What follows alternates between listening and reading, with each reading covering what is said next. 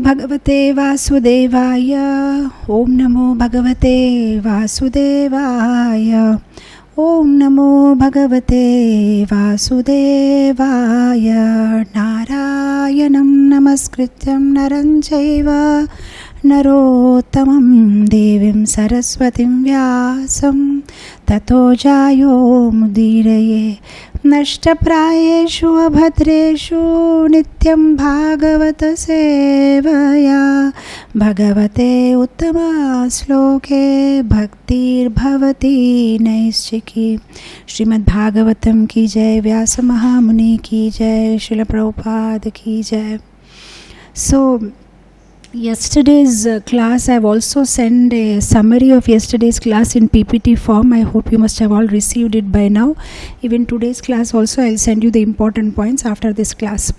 So yesterday we were all into relishing the Vipralamba Bhava, where the devotees are, in separation or probable separation. Now that the separation is going to happen, they were all crying and tears were coming, and how they bid farewell to the Lord, and how Lord reciprocated, and then how Lord went by passing so many other different cities, and that's how we stopped yesterday. And continuing from yesterday, now the Lord is actually entering Dwarka. It's today's chapter, Lord Krishna's entrance into Dwarka. Now, before we start this chapter, I want to give a little recap of why are the residents of Dwarka feeling so overwhelmed. Because for a long time, Lord was absent in Dwarka. He was not there. Now, why did this happen is because the Lord first went to visit the Pandavas when they were in Viratnagar. Because the Pandavas had this exile, 12 years of exile, and last 1 year was the incognito.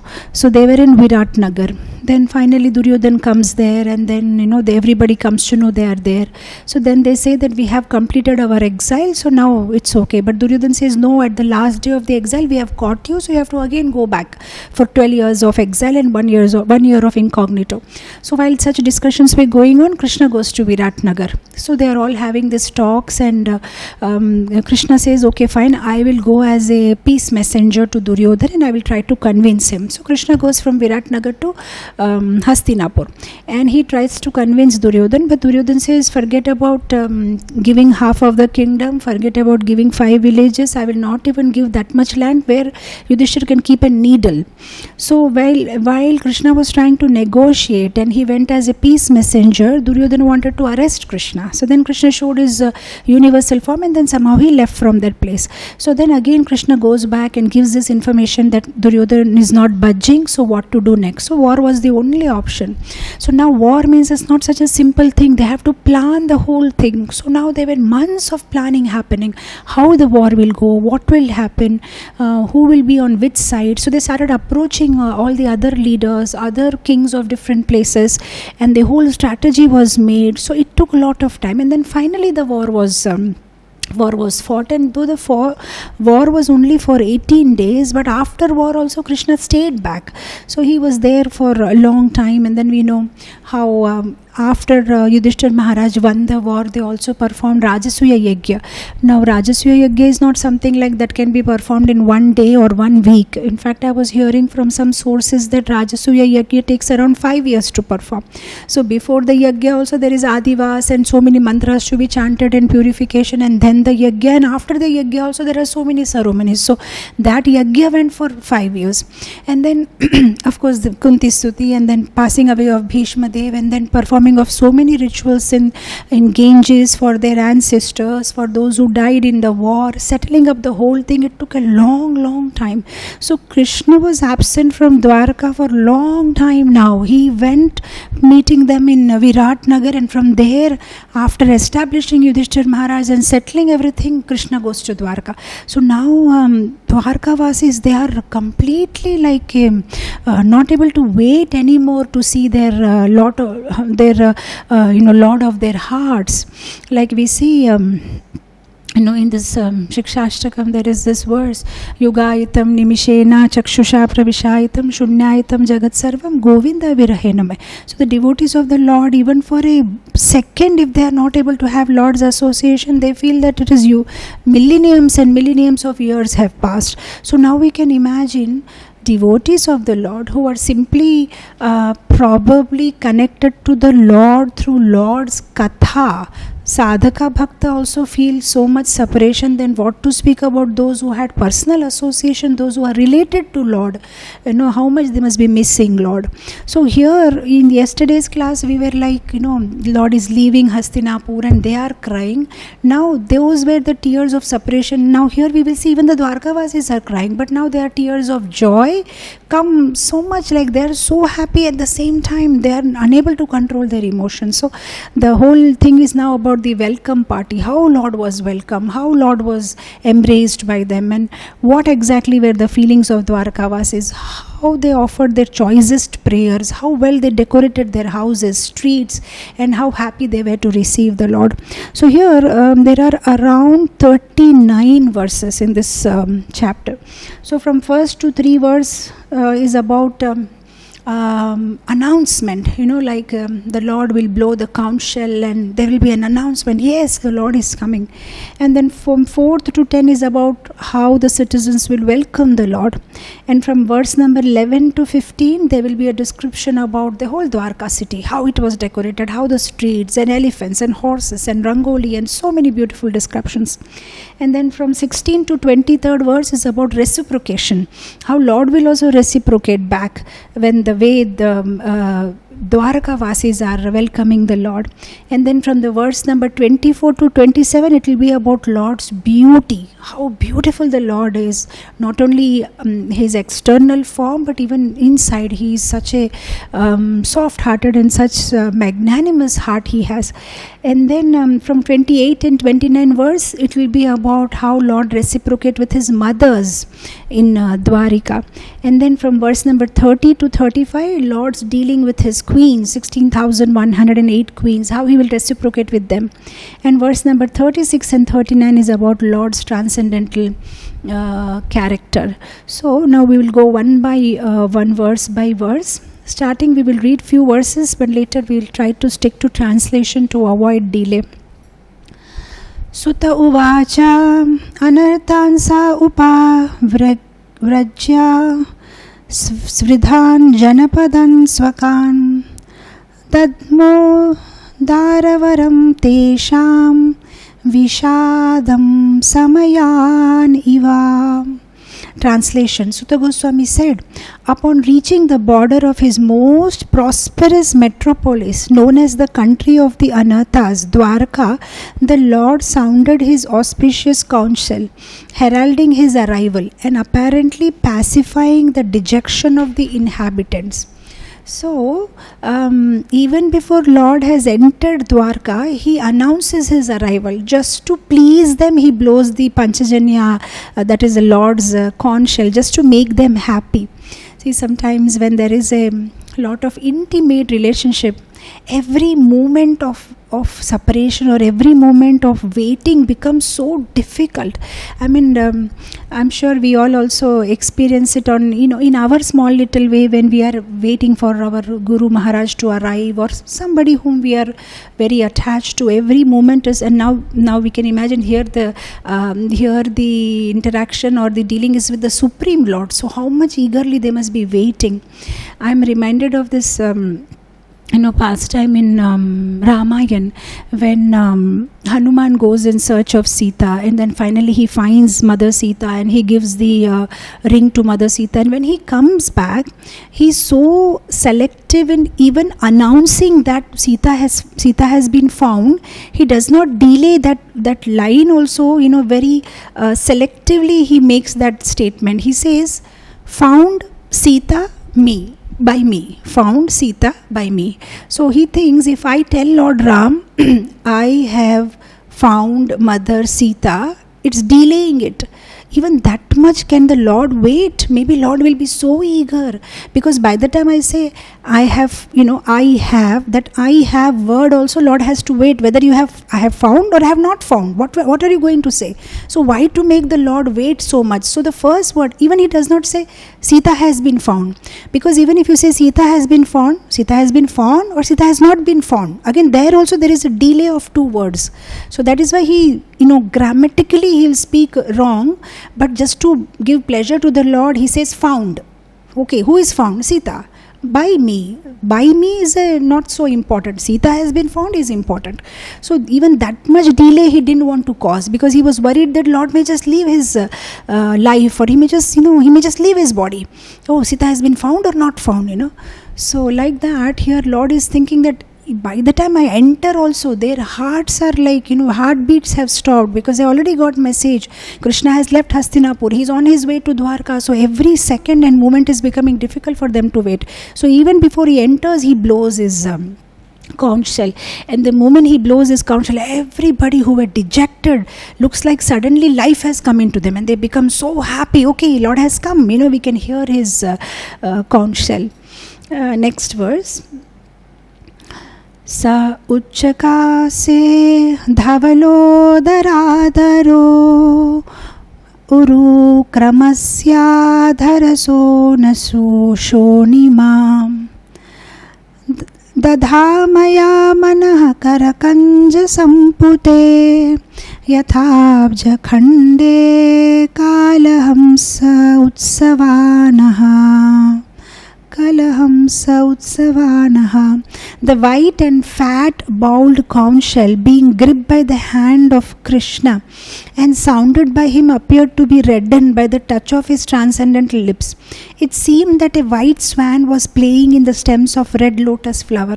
Now, while this has been explained by Sutta Goswami, even he is also getting so mesmerized by imagining that whole scene. Now he's getting into more details of that particular event that Krishna is blowing the conch shell, just like we see in the cinemas. As soon as there is the entry of the hero, first there is a rough entry, and then slowly there is a zooming on his shoes, on his face, and yes, now he has arrived.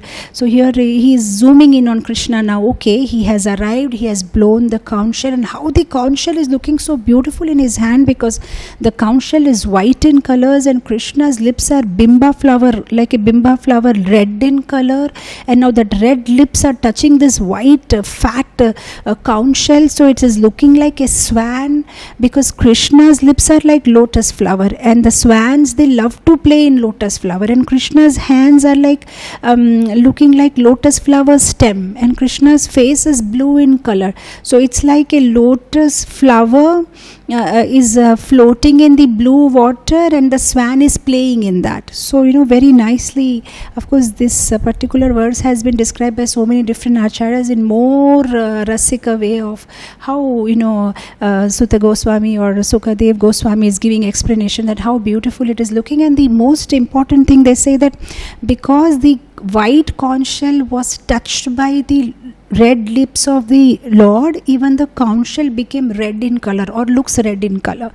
So this is an important point, because anything that is touched by Krishna will become spiritual, because Krishna is the Chintamani stone. So anything that comes in contact with Krishna gets the qualities of Krishna. Like we see the devotees, those who are in constant touch of Krishna, even they develop those qualities like Krishna in miniature, but they also develop those qualities. So anything that comes in touch with Krishna, even if it's material, it will become spiritual, is the essence of this verse.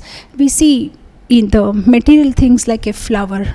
When Krishna touches it, when we offer a flower garland to Krishna, it becomes Mahaprasad garland.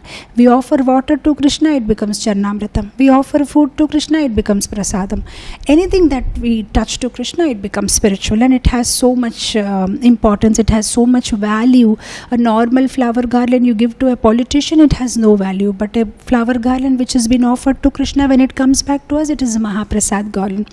In fact, other day I was hearing one devotee was sharing that how one particular devotee in the US, he has so much attachment to the Lord's Mahaprasadam garland that the last 30-35 years that he has been in ISKCON, anytime that he has got a Mahaprasad garland from the pujari or from any devotee, for the last 35 years he has stored those garlands, and in his garage he has put nails and he has hanged those Mahaprasadam garlands for last many years. So every time that he takes out his car from the garage, he touches all the Mahaprasadam garlands one time on his head, and then he leaves for his journey. Of course, like even we get Mahaprasadam garlands, but we touch it to our eyes and head, and then after some time we'll have to put it in the ocean or something. But this devotee has kept them so safely that this has touched the body of Krishna, so these are transcendental, how can I discard them? So he's been carefully storing it. So here in this verse is saying that anything that comes in contact with Krishna will become spiritualized, will become spiritual.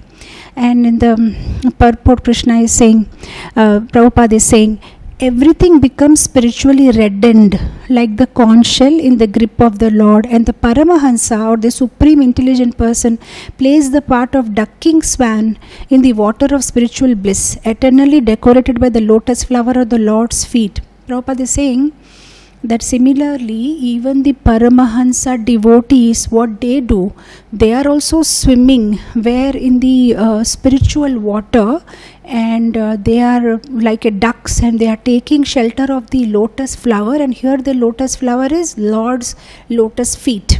So the spiritual Paramahansa devotees, they are taking shelter of Lord's lotus feet. Actually, Lord lotus feet also has a tinge of red, or you can say pinkish red. The soles of Lord's feet are pinkish red. The hands, the palms of the Lord are pinkish red. His lips are pinkish red. So there are many parts of the body of the Lord which are red in color. We see it's again confirmed by so many Vaishnava Acharyas bhajan. There is this particular bhajan by Vasudev Ghosh where he mentions that yes, Krishna's feet are red in color. So there is this line, he says, Gauranga tumi more dayana chadibo. And in that line he says, Apana kariya, make me yours, Ranga charani rakhiyo. Ranga charani means under your red color lotus feet. So even he is mentioning that yes, the sole of your feet are reddish in color. So here Prabhupada is saying that in the purport that is what the Paramahansa devotees do. They always take shelter of the Lord's lotus feet. That is why we call Prabhupada. Prabhupada means one who takes shelter of the Lord's lotus feet, or rather one who is always found near the feet of the Lord. That's why he's called Prabhupada. On the lotus feet of Prabhu or Lord, he is always there. That is why he is called Prabhupada. We'll go to the next verse. Tam upashrutya ninadam jagad bhaya bhayavaham pratyudhyayu praja sarva bhartra darshana lalasa. So now the citizens of Dwarka, having heard that sound which threatens even the fear personified in the material world, began to run towards him fast, just to have a long desired audience with the Lord, who is the protector of all devotees. So now what happened? As soon as the conchshell is, sound is heard, all the residents of Dwarka, they become eager, they just run. Maybe somebody is eating, he just leaves his and washes his hand and runs. Somebody is maybe sleeping, he got up. Maybe somebody is cleaning something, he just left. Somebody is cooking, he just left everything. Everybody, no matter what they are doing, they're all running, and not normally running, they're running fast.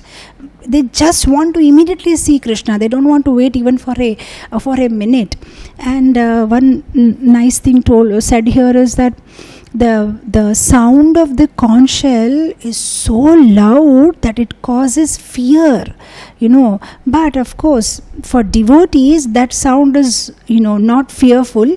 That sound is more like protective. When they hear the sound, they feel so protective. Yes, our Lord is here. Just like, to give a material example to this, when a policeman is walking around in a garden or somewhere, the law-abiding citizens will feel protective. Oh, the policeman is here, nothing to worry. But a criminal, when they see policeman, they'll be afraid, oh, why is he here? Better to hide somewhere. So those who are devotees, when they hear that sound, they feel, yes, our protector is here. They feel safe. But those who are not devotees, oh, they are afraid of hearing that sound, such loud, tumultuous sound, So here it says that that sound which threatens the fear personified in the material world. Actually, for devotee, there is no fear in this world, because the devotee knows everything is happening according to Krishna's plan. Now I'm reminded of this story. There was this newly wedded couple. So when they are newly wedded, so many people will invite them for lunch and dinner and all. So they were regularly going to one place to another, and they had to travel in the boat, go on the other side, and attend to those lunch and dinners. So while they were traveling in the boat, it suddenly started raining very heavily, and there was thunder and lightning, and the whole boat was shaking. So this man was very coolly sitting. So his newly wedded wife asked that, how come you are so cool, and how come you are not feeling restless or afraid, how come you are so cool? So he did not reply. He took out a knife from his pocket, and he immediately put the knife on his wife's neck. And then his wife was like motionless. So her husband asked that, are you not afraid? I am showing you this knife. He said, why should I be afraid of you? You are my protector. You are not going to hurt me. So similarly, the husband said that similarly, as you are not afraid when the knife is in my hand, because I am your protector, even I am not afraid, because I know that Lord Krishna is always protecting me. The world is in Krishna's hand. Even if things are not in our control, things are always under Krishna's control. So I am not afraid. So the devotee of the Lord, he is not afraid. In every circumstance, he knows that Lord is his well-wisher and Lord is going to protect him. There is this another pastime of a devotee called Ananta Acharya in the Sri Vaishnava Sampradaya. He is the one who had started this beautiful garden at Tirupati Dham on the hills. So once, Ananta Acharya was such an exalted devotee that he used to have directly talking with Balaji. The deity used to talk to him on regular basis. So once it so happened that Ananta Acharya's service was to pluck flowers and make garland for the Lord. So once when he went to pluck the flowers, a snake bit him. But he didn't bother about it, and then he started making a garland. And when he went to present the garland to the Lord jokingly asked him. The Lord said, hey Ananta, I heard that today morning you were bitten by a snake. So how is your health now? So Ananta said, which snake? So which snake are you talking about? Then the Lord said, come on, the snake which bite you today. Then Ananta Acharya says, my Lord, I am not so much worried about that snake which has bitten me this morning. I am worried about that snake which resides in my heart. Then there is not only one snake, there are so many snakes of anarthas in my heart. And if these snakes don't die, I will have to go on taking birth again and again. This is what I am worried about, my Lord. And that snake which has bitten me in the morning, what's the big thing about it? If the snake has bitten me, I'll die. If I die, what's the big thing? I'll go to Vaikuntha. There I'll be taking bath in the Viraja Nadi, and again I'll be making flower garlands for you. And let's say if that snake bite is not going to affect me, then also no problem. I will take bath in Pushkarini and I'll serve you here in this material world. So for me, either here or there, I have to make garlands for you and serve. So what is there to be afraid of? So that is the devotee's mentality, because Krishna is their well-wisher and they have so much faith on Krishna. They are not afraid. In the early days of ISKCON, when Prabhupada introduced Narsimhadev's worship, and when Prabhupada was hospitalized and he told devotees that you do the Narsimha prayers and all, and after some time when Prabhupada came back from the hospital, he was surprised to see that Narsimhadev's picture was not there in the altar, it was missing. So he asked the devotees, where is that picture? So they said, Prabhupada, it is very fearful, because all his limbs are out and his intestines are out and all blood everywhere, so we are afraid that when people see that picture they will be. Then Prabhupada said, no, just like Prahlad Maharaj is not afraid. Hiranyakashipu was afraid of Nrsimhadev, but Prahlad Maharaj is not afraid, because Nrsimhadev is going to protect. So as devotees, those who are demons, those who are criminals, they should be afraid of Nrsimhadev. Nrsimhadev is going to protect, so we shouldn't be afraid of it. And he said, okay, put it again.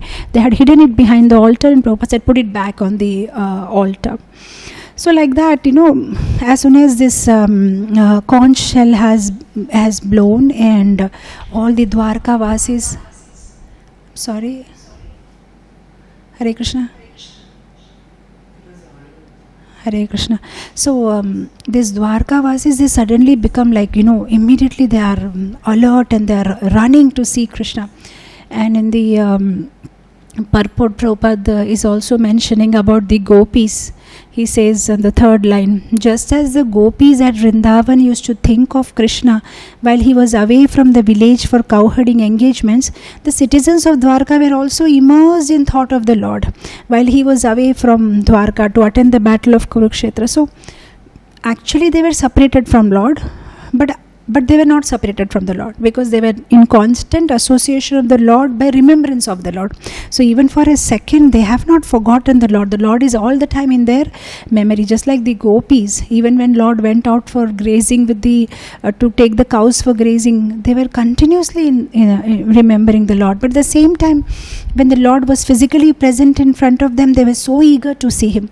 In fact, we know this one verse in Gopi Geet, where the gopis say, Atati yad bhavani kananam truti yugayate tvam apashyatam kutila kuntalam shri mukham chate jada udikshatam pakshma kridrisham. They call Brahma as Jada. He's Jada. He has no brains, because he has given these eyes which blink. So if the eyes are blinking when Krishna is right in front of us, what is the use?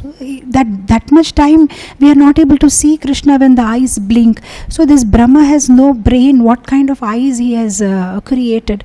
So they were so eager to see Krishna. So similarly the Dwarka Vasis also, they were so eager to see Krishna, though they are constantly remembering Krishna, talking about Krishna, hearing messages about Krishna, and they are having those paraphernalias which were used by Krishna lying everywhere, but they were still constantly hankering to see Him.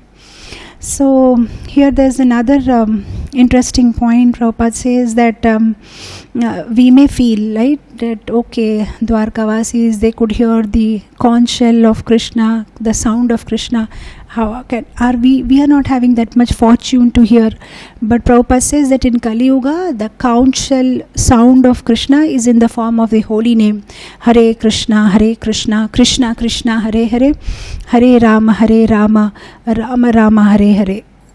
So in Kali Yuga, this is the Shankanada of Krishna, So just like the conch shell drew away all the fear in the heart of the devotees, and they were so happy that our protector has come. Similarly, in Kali Yuga, when we chant Hare Krishna, then we can be confident that we are under the protection of the Lord. When we hear that sound, even our consciousness gets awakened, like this bhajan, right? Jiva jago, Gaura Chanda bole, Kota nidra jago, Maya pisachina kole. Actually, we are all sleeping in the laps of Maya Devi, and she's making us sleep and giving us so many allurement, giving us so many pacifiers and making us forget Krishna. But when we hear this sound, Shankhanada of Krishna, of Hare Krishna Mahamantra, then immediately our consciousness gets awakened. Oh, what am I doing? This is not my real identity. So this is what Prabhupada talks about, and he says that we should take advantage of it.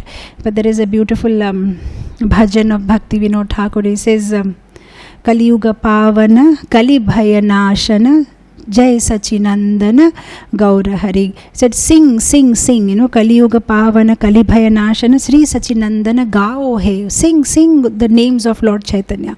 It will make our lives purified, and it will remove all kind of bhaya in this Kali Yuga.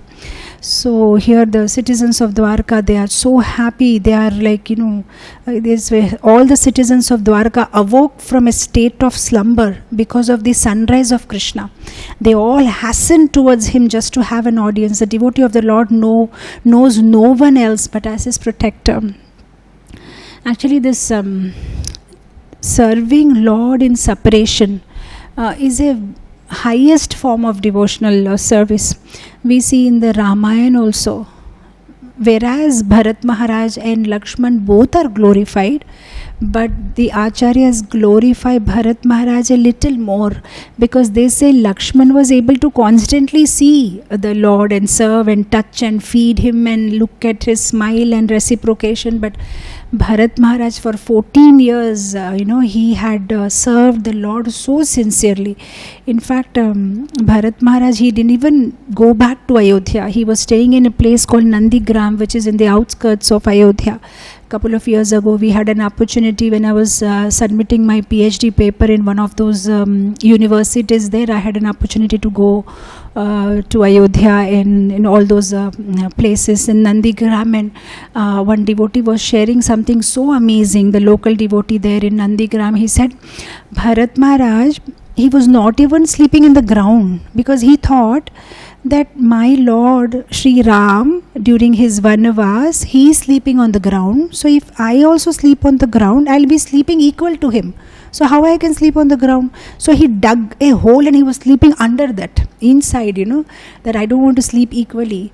And he was also wearing those barks, and he was also, eating those roots, and, he was living such a simple life, and he was submitting all the annual reports to the Paduka of the Lord. So that was his mood. And in separation of the Lord, he was remembering the Lord constantly and serving him. So that is the highest form of seva. So here now these devotees, they become very happy, and they're all running fast to go and see him now that they have heard the conchshell. We'll go to the next verse. Tatropanita balayore deepam ivadrita atma ramam purnakamam nijalabhena nityada priti Fula mukha prakur harshagad gadaya gira pitaram sarvasu hridam avitaram ivar bhaka. So here the citizens arrived before the Lord with their respective presentations, offering them to fully satisfy and self-sufficient one, who by his own potency incessantly supplies others. These presentations were like the offering of a lamp to the sun. Yet the citizens began to speak in ecstatic language to receive the Lord, just as wards welcome their guardian and father. So now the conchshell has been heard, and now they all ran and they came in front of Krishna. And when they came in front of Krishna, out of that ecstasy, because they are finally seeing the one whom they love so much, voice is not coming out, what to speak. And even when they're speaking also, it's like a stammering, faltering. Sometimes it happens to us also in our spiritual lives, when we are right in front of a of a sannyasi or our guru or somebody, and right, and when we, many times devotees, they especially I see during initiations, when Guru Maharaj asks them, okay, come on, what are the 4 principles? Now the devotee has been practicing for 15 years also, no, what is that, meat eating, what? They'll be completely confused, and we're like, what is this? Why are you, that 4 principles you're not able to? But they are so overwhelmed by such close proximity, sitting right next to their guru, and the simple words also don't come out, which they know very well. They cannot, say those words. I remember when I took initiation, it was in the year 97, 98 in Atlanta, and I was a young girl, and I was very proud that I know everything, whatever Guru. And those days it was not that, initiation was not like counselors will take interview or somebody. There was an interview directly from Guru Maharaj only. He will directly ask you questions, and I was super confident that I've been giving classes in summer camp, and what will he ask me? I'll answer everything flawlessly. And I entered, and I was expecting that he'll ask me something, and I'll answer. And he asked me simple things like, do you know the Tilak mantra? And I said, yeah. And said, okay, come on, tell me. So, as by heart, I started quickly telling him, and then he started asking me in between, no, but what is here? But what is here? But what is here? And then completely I got confused, and then he said, you don't even know Tilak mantras, how I should give you initiation? I was completely embarrassed. No, I know the Tilak mantras, I'm doing it every day, but in front of him I couldn't, I completely got confused. So here when they are seeing Lord Shri Krishna, their language is not understandable out of love what they are speaking, and they've brought number of gifts. If somebody is a textile owner, he's bought some clothes for Krishna, and somebody's bought some jewelry from Krishna, and somebody's bought some preparations, and somebody has bought some pots of, so everybody is trying to give some gift to Krishna. And I mean, here there is one word he used. He said Krishna is Atmaram, Purnakam. He doesn't need anything. He's fully satisfied in himself. So it's not that he's hankering for the gift. But giving gift to somebody is not that when you give a gift to somebody, that person doesn't have it. It's a way to express your love, that you want to give something to a person. Like, oh yes, I remember you and I've brought something for you. So like that, they all wanted to. And of course, Bhaktavatsala Krishna, Bhava Grahi Krishna, he loves to take that Bhava when a devotee offers him something. So that is why he specifically in Gita also he mentions Patram Pushpam Phalam Toyam Yome Bhakta Prachati Tadaham Bhakti Upaharitam. If you give that Upahara gift with Bhakti, then Ashnami Prayatatmana, then I take it. He becomes very happy. So Krishna wants to take that love. He enjoys when the devotees give him some gift, but with love. That is very important. We see Mother Sabari in Ramayana. She was also giving a gift, and which was the one which was eaten by her. She was giving the berries which were tasted by her. But still Lord accepted it because of the love content of the berries, even though they were tasted by her and it's not an etiquette. But still Lord accepted because that had love. And sometimes we may offer the best of the fruits, the costliest of the fruits, maybe exported or imported from somewhere, but still if the bhava is missing, Lord may not accept it. Actually, this berries, Sabri giving berries to the Lord is so so wonderful example, because berries are the cheapest fruits. In fact, even a banana is more expensive than berries, especially in India. In India, berries are the cheapest, like anybody can afford to buy some berries. So that berries Lord accepted, So just to show that it's not about the price or it's not about what you are giving, it's about how you are giving. What's your bhava when you are giving? So here they are so happy, and it's like there is one very nice line here, says that these presents were like offering a lamp to the sun. If the Sakshat sun is right in front of you, and if you offer a lamp to the sun, it's so funny. The sun himself is the source of all light. So it's like taking some water from Ganga and offering it to Ganga Devi. So this is what they are doing. But still, Lord is very happy because of their bhava. If the bhava is not good, Lord doesn't take that gift, even if that gift may be very expensive. Like we see in the Krishna Leela, the pastime of Syamantaka Jewel. Syamantaka Jewel, when Satyajit was wearing the Syamantaka money in his neck and then moving around, and he didn't want to give it to Krishna. He was so proud of it. But finally it so happened that his brother wore it, and he went to the forest and he got killed by a tiger, and then he blamed it on Krishna. Then finally Krishna went inside the forest, and then he got this Syamantaka money from Jambavan. And when he brought it from Jambavan and gave it back to Satyajit, now out of embarrassment, because Satyajit had given such a big allegation that the Lord had stolen the Syamantaka jewel, out of embarrassment, just to make the Lord happy, he said, okay, now I'll give my daughter Satyabhama to you, and also this jewel as a gift, you take it. But Krishna didn't take that gift because he was not happy, because it was not given with bhava. It was just like a formality sake, and Krishna says, I don't want it, you keep it. And because Satyajit kept it, later on he was murdered because of that Syamantaka jewel. Even when Krishna went as a messenger to Hastinapur, Duryodhan had invited Krishna for a feast. Krishna never went there, but he went to Vidura's house, and Vidura's wife was so overwhelmed on seeing Krishna. She was so happy that instead of giving Krishna banana, she was giving the banana peels to Krishna, because she was peeling the banana and her eyes were constantly looking at Krishna, and she was so ecstatic that she was throwing the bananas in the dustbin and giving the peels to Krishna, and Krishna was happily eating those peels. So it proves that it's not about what you give, it's about how you give. So these devotees of Dwarka, they came running and they bought all kinds of gifts for Krishna, and Krishna was accepting them very happily.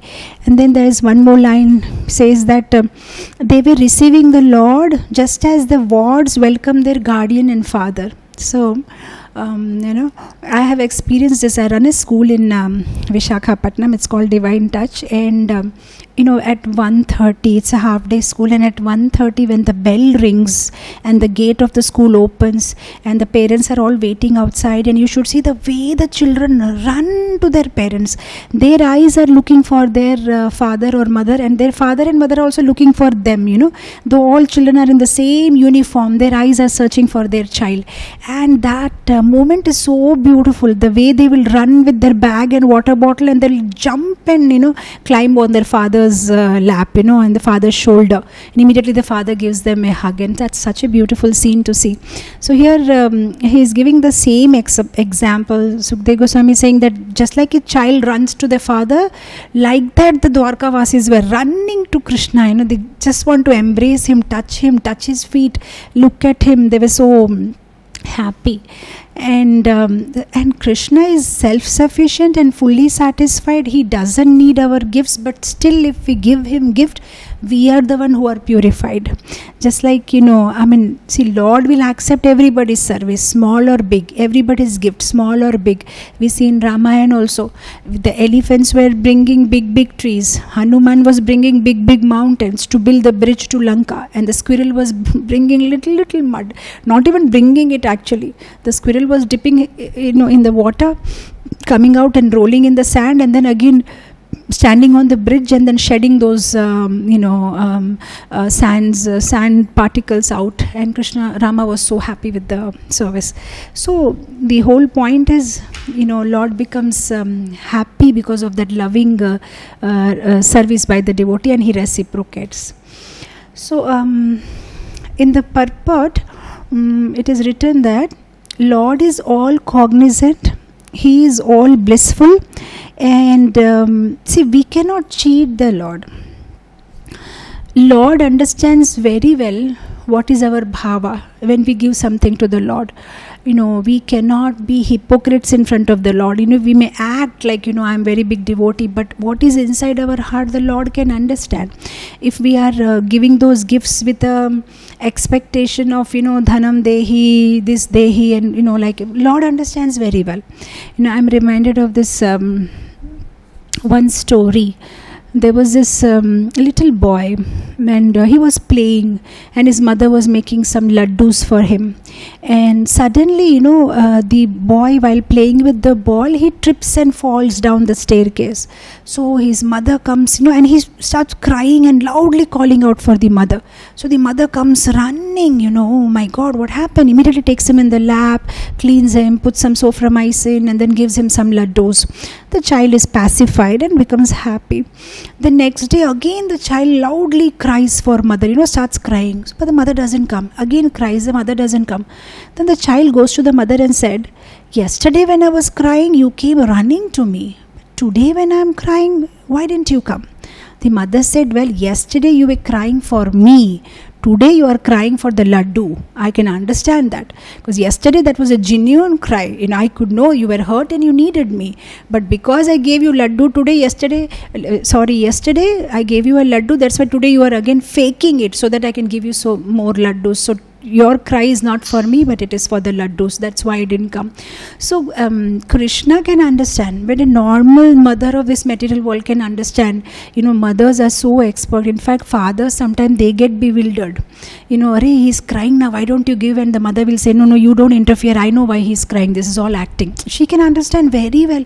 Even though same tears are coming also, she'll say, I know why he's crying. You don't interfere in between. I know what he's doing. So if a normal mother can understand Krishna is a supreme personality of Godhead, we can't cheat him. What is in our mind, he can understand what we want. We want him or we want laddus of this material world, he can understand.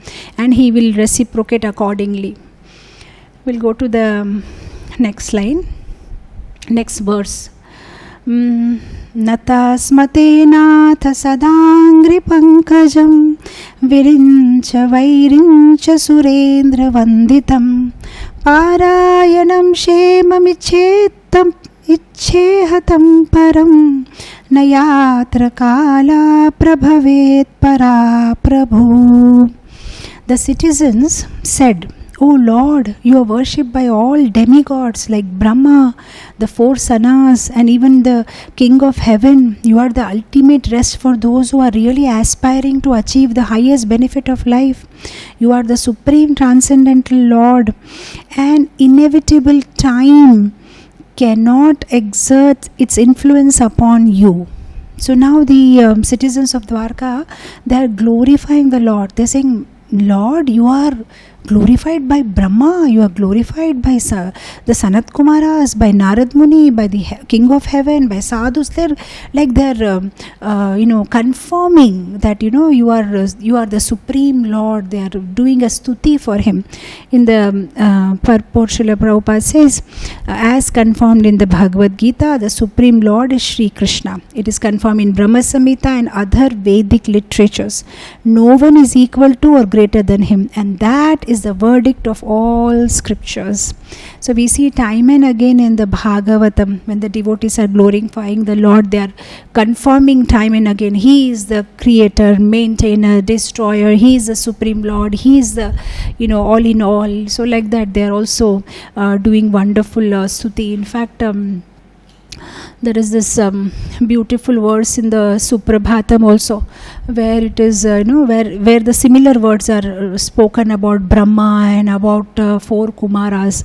So in that Suprabhatam verse number 14, they say that how in the upper realms also in Vaikuntha, even Brahma and the 4 Kumaras and Lord Shiva and all, they are eagerly waiting to see the Lord.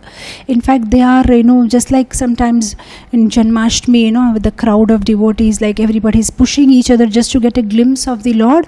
So there up in the Vaikuntha also there is a similar situation. Everybody is like pushing each other just to get a glimpse of the Lord. And Jai and Vijay, they are standing with their rod there, and if anybody stays a little longer than then in their quota, then they get hit on their head by them, and they're asked to move, let the others have darshan. So similar is the situation up there. All are hankering to see Krishna. In fact, we know this famous pastime of how Lord Vishnu makes an arrangement of stealing the sons of a Brahmana, and finally Krishna and Arjun come up all the way. They go to Yamaloka, they go everywhere. Where are these 10 sons of Brahmana? And finally they find them in Vaikuntha, and they're wondering, why did Lord Vishnu do this? And he says, no, I just wanted to see Krishna, just wanted to see his beautiful form. So he did all this drama to get Krishna up there and see him. So like that, they are saying, oh, you are the Supreme Lord, and even Brahma and everybody is waiting to serve you, and they hanker for you. Next verse, the translation of the next verse. O Creator of the universe, you are our Mother, well-wisher, Lord, Father, spiritual master, deity, worshipable deity. By following in your footsteps, we have become successful in every respect. We pray, therefore, that you continue to bless us with your mercy. So beautifully, they are saying, oh Krishna, you are our Father, you are our Mother, you are our spiritual master, you are our well-wisher, you are our deity, you are everything. Just like this bhajan of Bhakti Vinod Thakur, it says, Manasa deho geho jo kichu more arpilu tua pade Nanda Kishore, Manasa, Deho, Geho, whatever, my house, my family, everything is yours. Maro Bira Khobi Jo Icha Tohara Nitya Dasa Prati Toha Adhikar. You have full rights on me. You are everything to us. That's what Bhakti Vinod Thakur says in the bhajan. So the Dwarka Vasis are saying, oh, you are our everything.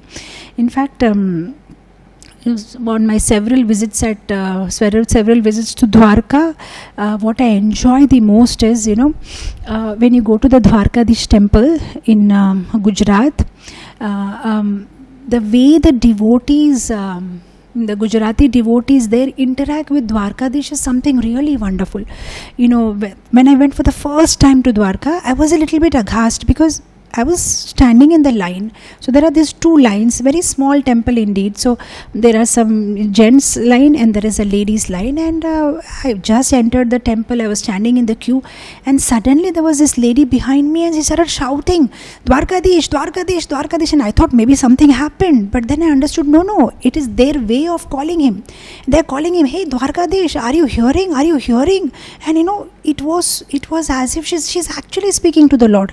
And I was amazed by their devotion, because sometimes, after coming to ISKCON, we may have a very high attitude about ourselves. Like, I come from a Gujarati family, and we are Pushti Marak devotees. So, okay, from childhood we never had onion, garlic or tea, coffee, because we had Laddu Gopal Seva and all. Fine, great.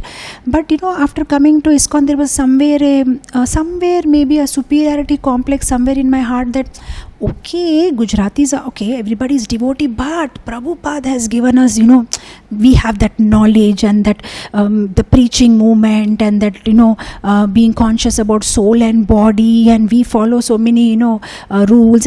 Somewhere it must be there in my subconscious mind, and when I'm in this queue in Dwarkadish, these ladies are pushing, and my dirty mind, I was thinking in my mind, the way they are pushing, no Vaishnava etiquette, why they should push, so many things are going in my mind, and that superiority complex that Prabhupada has taught us, Trinadapi Sunichena, we should be humble, and I'm never going to push them, and even if they are pushing and going away, and so many things. But the way that lady interacted with the Lord, immediately all my pride was shattered. Okay, what devotion do we have? Okay, they may not have etiquette like us, and they may not be big, reading big books or philosophy, but such amazing relationship they have with the Lord. She was not bothered about who thinks what. She was talking to the deity, that's it. She was complaining to him. You know what happened? You know what happened? She was shouting on Dwarkadish, Dwarkadish, Dwarkadish, are you hearing me? Are you hearing me? I was completely embarrassed about my own thinking, that I was thinking that I'm so sober and look the way they are behaving and all, but they don't care who thinks what. Their mind is not about what people are thinking. They are only looking at the Lord, and they don't care what you think about them or what she will think about them. They are directly looking at the Lord and talking to the Lord. And I was like a slap on my face, and I understood, my God, you should not judge anybody by their external behavior or something like that. We don't know what level of relationship they have with the Lord. So what these people are saying here, the Dwarka Vasis, oh, you are my mother and father. Actually, literally, we can see that even in present day Dwarka Vasis, the way they talk to the Lord. For them, he is the king of that place, and they feel that it is his duty to protect them. It's not that he's doing a favor to them. They feel it is their right to ask him, did you hear what happened in my house yesterday? Are you sleeping? Can't you sort out this problem? Like, this is the way they talk to him. What are you doing? This is what has happened to me yesterday. And I was amazed, So here the devotees, the Dwarkavasis are saying, oh, you are everything to us, my Lord. So we'll go to the next verse. Translation. Oh, it is our good luck that we have come again today under your protection by your presence. For your Lordship rarely visits even the denizens of heaven. Now it is possible for us to look into your smiling face, which is full of affectionate glances. We can now see your transcendental form, full of all auspiciousness. So now they are saying that, oh, what good fortune. We are directly standing in front of you, and we are seeing you, and we can see your smile. Oh, what a good fortune it is. And we are able to see your affectionate glances on us. And it's not that easy to get your audience. Even the people in the heavenly planets also, you rarely go and visit them. So it's such a good fortune today that now we are directly there in your presence. So it's such an amazing feeling, and especially I like the word here they use, aho sanatha. Sanatha is, they are anatha, but now since Krishna has come back, they are sanatha. Oh, our Lord has come, our protector has come. So they are very happy that all the while we missed you, but you are back now. So now we are sanatha, we are no more anatha, our Lord has come back. So they are so happy. Go to the next verse, text number 9, translation. O lotus-eyed Lord, whenever you go away to Mathura, Vrindavan or Hastinapur to meet your friends and relatives, every moment of your absence seems like a million years. O infallible one, at that time our eyes become useless, as if bereft of sun. So here it says Kurun Madhunva. Kurun is Hastinapur, Madhun is Mathura, and Va Vrindavan. So here they are in a little bit like a complaining, you go off here and then you go off there and then you visit, so many foreign countries. You're just going away, and what's happening to us when you are not there? Our bodies are useless. Just like somebody may have very good eyes, but if there is no sun, we can't do anything with that eyes. If we are in a pitch dark room, can we see? Our eyes may be perfect, there is no issue with the eyes, but we can't see because there is no sun. So the Dwarka Vasis are saying, when you are not there, our bodies are lifeless. Though everything is there, our body parts and all, but we are lifeless. Without you, there is nothing, no pleasure, no happiness. We are like dead bodies. So now that you are here, they are very happy. And they also mentioned that in your absence, even a moment seems like millions of years have passed that we have not seen you. So finally they are so happy. In the purport, Srila Prabhupada says, as long as the sunshine is there, our eyes are useful. But in the absence of sunshine, the eyes are useless. Lord Krishna, the Supreme Truth, is compared to sun. Without him, all our knowledge is either false or partial. So it is like this. See, even in this material world, so many times we have seen these examples, Sometimes a couple, husband and wife, if they are very attached to each other, sometimes if the husband dies, within 3-4 months the wife will also die. Out of so much attachment, even if she may be healthy, no problem, but just cannot tolerate that separation. So even the normal people of this material world can have that high degree of attachment. Then what to speak about this Dwarka Vasis, when they are saying something like this, that in your absence one moment seems like millions of years. They are not saying it just to cause a poetry or to give some alankar, beautification of their statements that they are making, or to impress the Lord. They actually mean it. They really feeling like that, as if millions of years have passed. See, even in this normal world, we get so attached to people. Even if a child goes to America for studying or somewhere, after some time you get a phone call just to hear that hello, immediately the mothers will start crying. That just that word hello itself makes them cry. Actually, in this material world, we are attracted to our brother, sister, mother, father, or parents, or children, or wife. But actually, that attraction is also because of presence of Krishna in them. Because that attraction is because of the presence of soul inside them. And that soul is part and parcel of Krishna.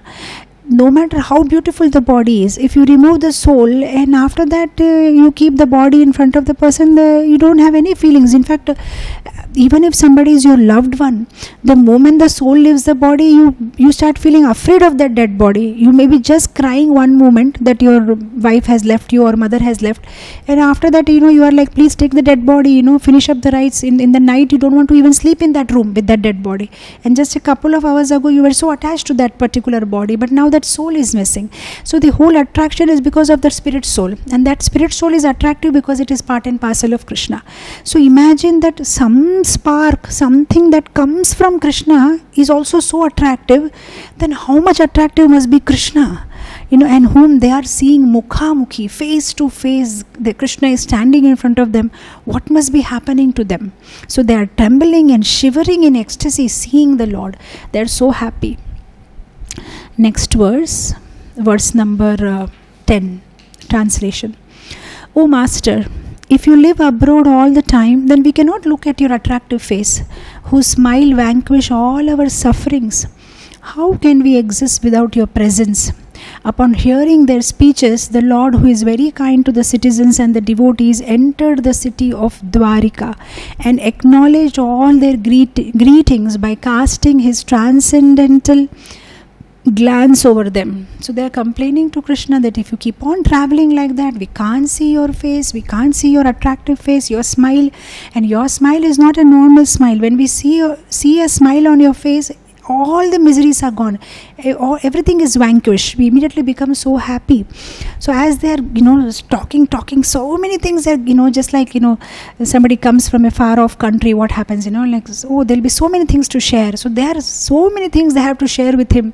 And as he is walking and hearing and glancing and responding and looking and smiling, okay, and they're going on talking, and Krishna is moving further, and he's finally entered inside the Dwarka city. Next verse. As Bhogavati, the capital of Nagaloka, is protected by Nagas, Dwarka was protected by the descendants of Vrishni, Bhoja, Madhu, Dasara, Arha, Kukura, Andhaka, who were as strong as Lord Krishna.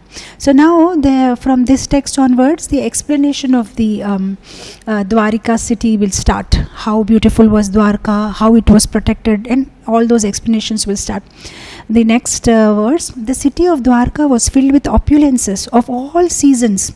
There were hermitages, orchards, flower garden, park, reservoirs of water, breeding lotus flower all over. It was very, very beautiful. There are waterfalls, there are parks, there are natural reservoirs. Everything is so beautiful. And there are hermitages. That means ashrams. So many ashrams of different sadhus. So it was a very, very beautiful, beautiful place. So Prabhupada says in the purport, the leaders of modern civilization select their own residential quarters in a place where there are such natural beautiful gardens, but they leave the common man to reside in the congested areas without park and garden.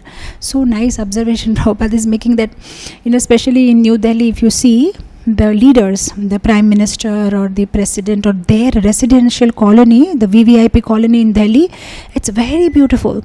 There are nice parks, and they have a villa, and around their villa also there are nice natural garden, big trees, birds chirping, very beautiful. But if you see the common people, they are living in pigeonholes. There is an floor above the floor, floor above the floor, 30 floor, 40 floors, and they're living in small pigeon houses, and there are sometimes no balconies also. In fact, actually, according to the town planning, anybody who makes any construction, they have to leave certain space for amenities, for a park or something. But the land is so costly, people will not leave even 4 inches land. From wall to wall they will make off a building. So as a result, there are no parks, there is no beautification, and because there are no trees and no plants, there is no oxygen, and simply this carbon dioxide and carbon monoxide is released, and because of that there is pollution, and people are suffering. So Prabhupada is talking at length, he's saying that what is this? Advancement of civilization is estimated not on the growth of mills and factories to deteriorate the finer instincts of human beings. So nowadays we think advancement means how many factories are there, how many industries are there, but that is useless. It has so much adverse effect on our health, on our lifestyle, on our the whole thing is such a big disturbance. In fact, if you see in the Vedic culture, the way the whole lifestyle was in such a way that people had time to contemplate, do an introspection. They had so much time. Nowadays the life is so fast paced, they're not even getting a time to pause. See, in those days people used to travel by bullock carts. Now some people may think, oh, it's so slow, but they had so much time to contemplate because of that.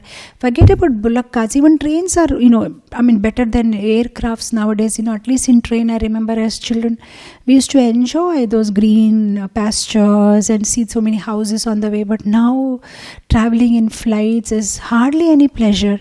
You are just sitting in one confined place, and then again you are sitting in the plane, and then you get down. There is no interactions, and how the life has become so much fast paced.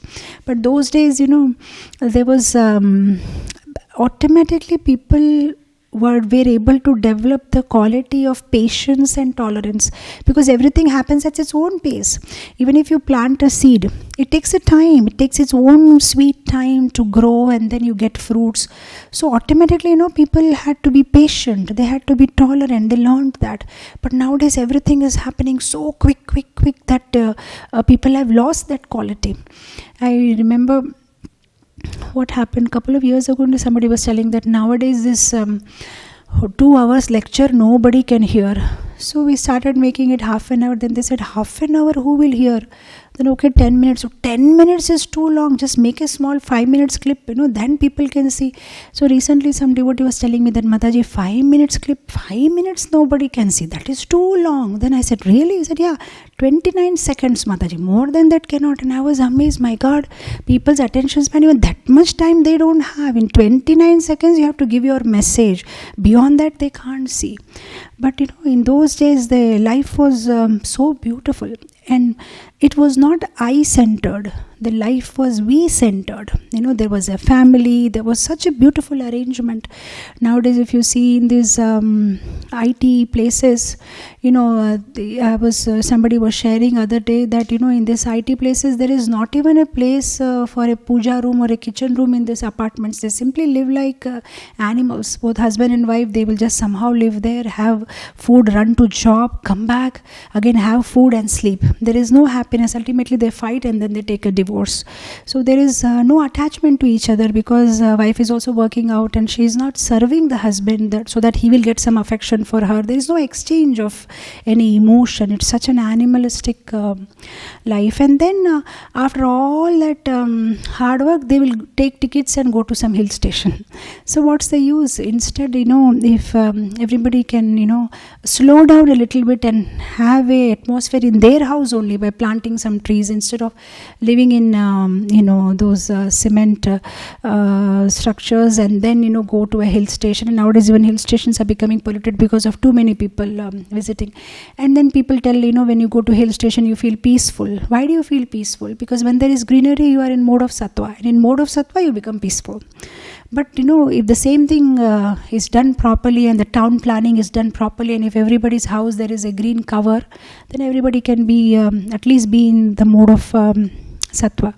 So anyway, so coming back, the modern lives are like that. Prabhupada said they are life centered around machines.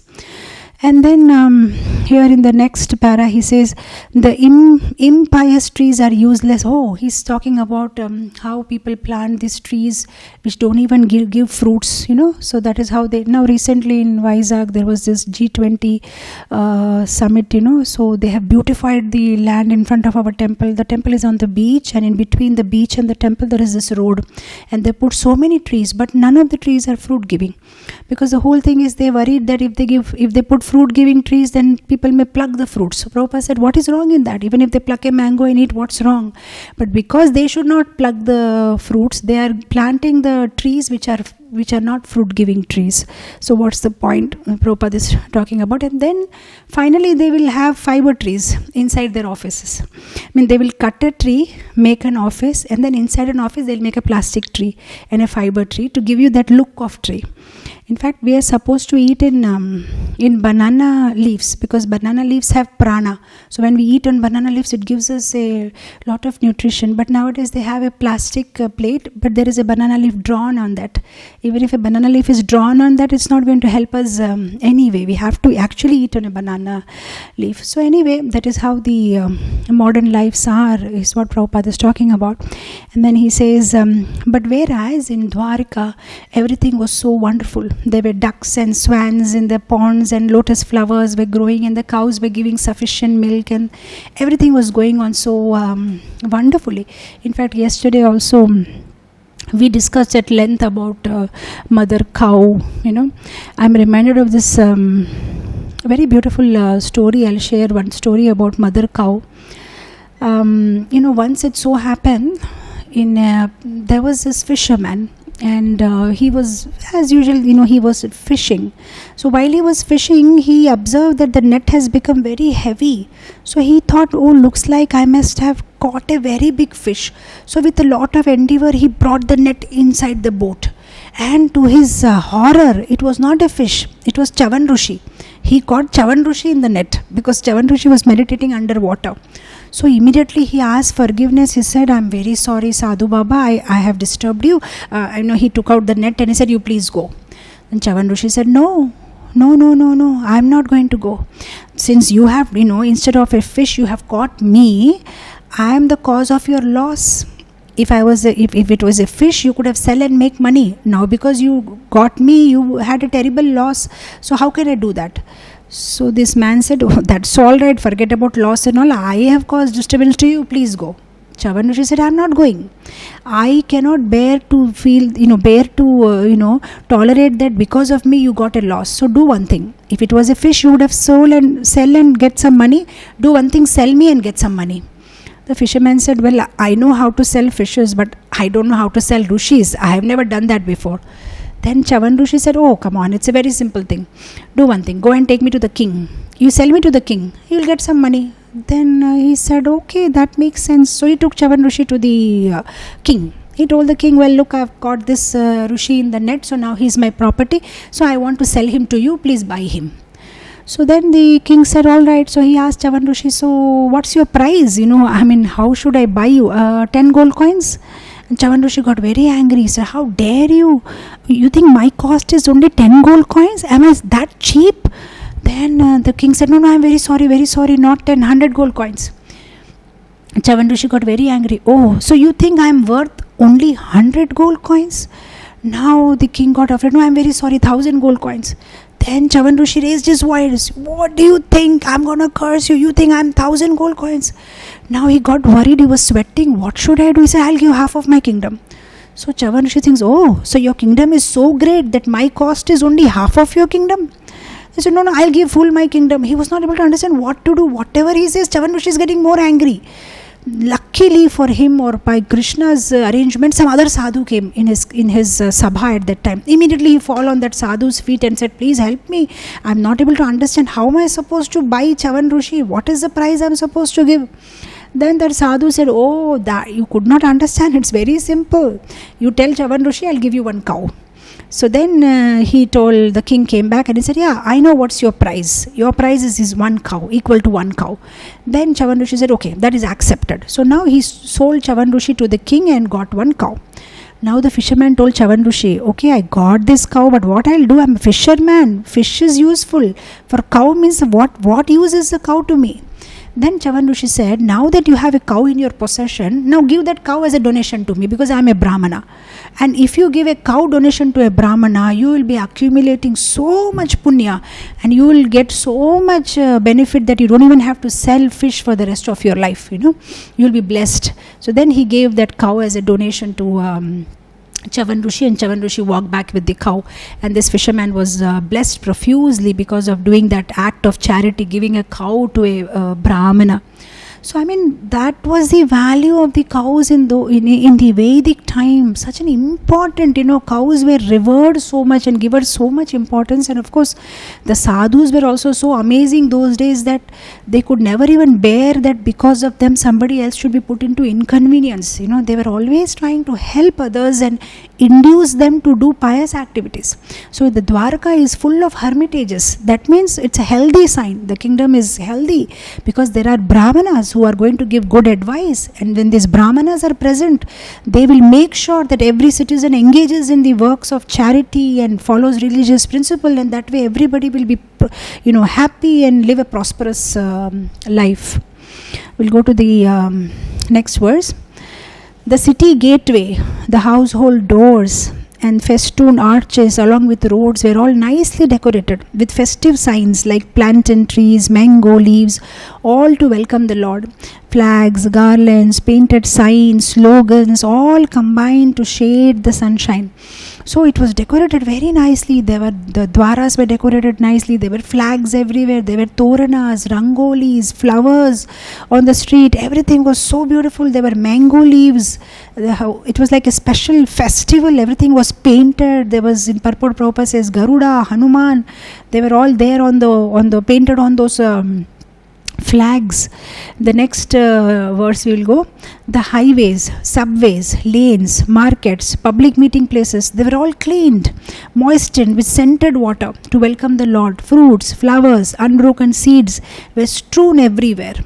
So such a wonderful welcome. Not only highways, even small lanes were also decorated so beautifully with lots of flowers and fruits and scented water.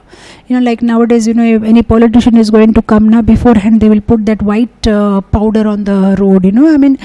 So poor we are now, but in those days the king, especially not only for Krishna, even those days the kings also, they were welcomed like that when they used to come back to their kingdoms. Scented water and beautifully they used to be welcome.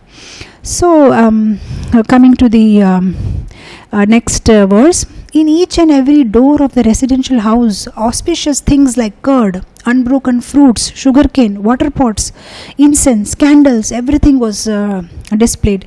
Actually, carrying of water pots, especially by unmarried girls, is very beautiful way of welcoming the guest. Usually in the Vedic culture, they used to have these unmarried girls carry the kalasha, which is water kalasha, and then behind them the brahmanas, they do the swasti vachana, and that's how the whole procession goes. Elephants and horses, and very beautifully the whole procession happens. And in fact, this pots also, they also represent actually the 14 universes. If you see, even in pujas we put those pot, they have this white thread which represents the 14 universes, and that coconut which we put on the pot is like representing Brahma, and the mango leaves which we put below the coconut is like the lotus flower on which Brahma sits. So it's all like a and that water which is there in the pot is like representing all the holy rivers in the world. So it's all, everything is having a significance, whatever they do this ritual. So everybody is dancing and singing, and very beautiful procession is happening. On hearing that the most dear Krishna was approaching Dwarka Dham, magnanimous Vasudev, Akrura, Ugrasena, Balarama, Pradyumna, Charudeshna, Samba, the son of Jambavati, all became extremely happy. They abandoned resting, sitting, dining. So somebody must be sleeping, somebody must be dining, everybody left everything. Even the elders of the family, like Vasudev or Akrura or Ugrasen, he was an old man, they also came running. They also went and welcomed Krishna.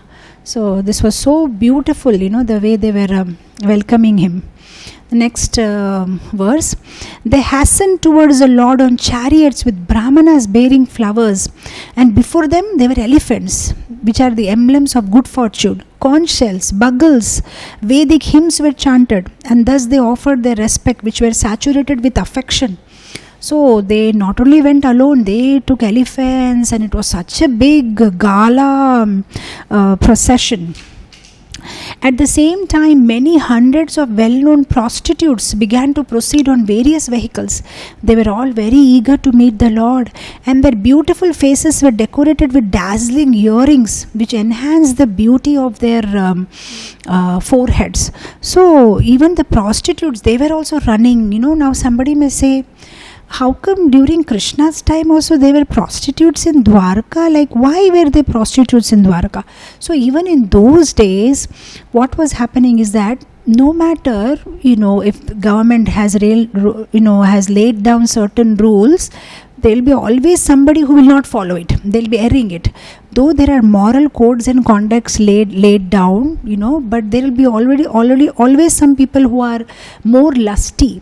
So now for these lusty people, instead of disturbing other people's family or other people's wife or other chaste ladies, they had these arrangements made to satisfy their lust. And here Prabhupada says that it's not about a prostitute or about everybody was, no matter what their profession was, but in their heart of heart, Krishna was their Lord, and they had complete attachment for Krishna. So just because they were prostitutes, we can't look down upon them. It was like their destiny, somehow they were in that profession, but their heart was for Krishna, right? Like I remember this this story. There was this one prostitute and one brahmana. When both of them left their bodies, the prostitute, she went to a higher planetary system, and the brahmana was punished by Yamaraj. So brahmana got very surprised. He said, what is this? I am a brahmana, I worship the Lord and all, and I am being punished, and this prostitute has been sent to the higher loka. So what did she do great? So then they gave him a recap of his life. They said, you both were neighbors. So all the time, while you were doing Aarti for the Lord, you were meditating on her. You were thinking, oh, see me, I am so great, I am doing, Lord, and I'll see that lady, shameless lady. So many men are coming and visiting her, and how is her life? See the music that is coming. Oh, they must be enjoying. So completely you are meditating on her as you are doing puja for the Lord. Whereas that lady, she was completely meditating on you. She was thinking that I am such an unfortunate person. See what a degraded my life is. But that pujari, he is worshipping Lord with so much love and affection. Don't know one day when will I get opportunity to worship the Lord like that? Will my life ever be like this? Morning and evening worshipping the Lord, offering the food to Lord. Such amazing life he has. So constantly she was meditating on the Lord, and you were meditating on her. That is why you got this kind of a result. So it's not about the profession, it's about the mindset. Even though they were prostitutes in Dwarka, but in their heart there was Krishna. They loved Krishna.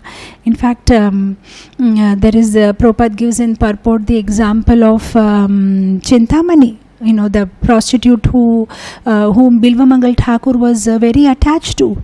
And one night, when Bilvamangal Thakur's father expired, so on that night, he hurriedly wanted to go back to Chintamani, and she had thought that maybe today he will not come because he had performed his father's funeral.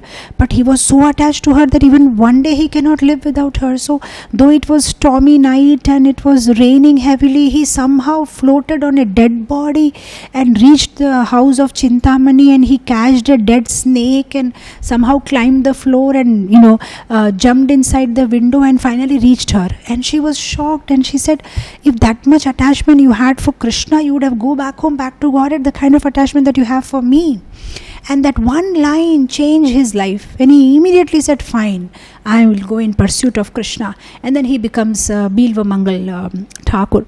In fact, even after leaving her, when he's on his way, he sees a lady with a beautiful hair, and he thinks his eyes are a problem. It's making me attracted to the lady. So he goes to that lady and says, Mother, can you give me 2 pins by which you hold your hair? And she very innocently gives the pins, and he takes the 2 pins and he protrudes his eyes, and he says, I don't want these eyes because they are making me distracted from Krishna. And now we are all listening to bhajans by Bilvamangal Thakur, Chauragya, Purushashtakam and Krishna Karnamritam, and so many such books and literature and poems by him. So he became such an advanced devotee because of one line of instruction by a prostitute. So her consciousness was higher at that time, that she could give such a wonderful instruction to him. So it was not about who is doing what and what is the external profession. It's about the mindset, what is there in their heart.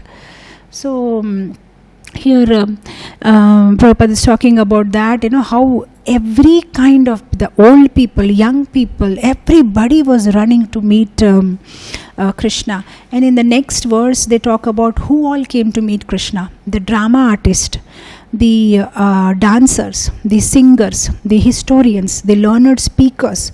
Everybody came to see the Lord from different